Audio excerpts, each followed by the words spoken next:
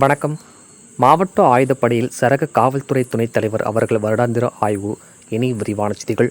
அரியலூர் மாவட்ட ஆயுதப்படையில் இன்று திருச்சி சரக காவல்துறை துணைத் தலைவர் திரு மனோகர் அவர்கள் மாவட்ட ஆயுதப்படையின் பார்வையிட்டு காவல்துறை வாகனங்களை ஆய்வு மேற்கொண்டார்கள்.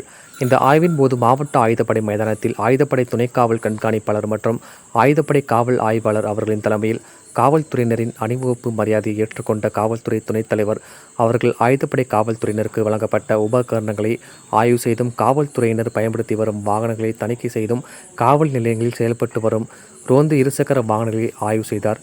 மேலும் மோப்பநாய் படை பிரிவு, ஆயுத கிடங்கு மற்றும் ஆயுதப்படை அலுவலகம் ஆகியவற்றினை ஆய்வு மேற்கொண்டார்கள். இந்த ஆய்வின் போது மாவட்ட காவல் கண்காணிப்பாளர் செல்வராஜ் அவர்கள், கூடுதல் காவல் கண்காணிப்பாளர் விஜயராகவன் அவர்கள், மதுவிலக்கு அமலாக்கப் பிரிவு ஆயுதப்படை துணை காவல் கண்காணிப்பாளர் அருள்முருகன் அவர்கள், மாவட்ட தனிப்பிரிவு காவல் ஆய்வாளர் திருமதி செல்வகுமாரி அவர்கள், ஆயுதப்படை காவல் ஆய்வாளர் திரு இளங்கிலி வளவன் அவர்கள் மற்றும் காவல்துறையினர் கலந்து கொண்டார்கள். டிஎன் செய்திகளுக்காக அரியலூர் மாவட்ட செய்தியாளர் எஸ்பி ரவிச்சந்திரன்.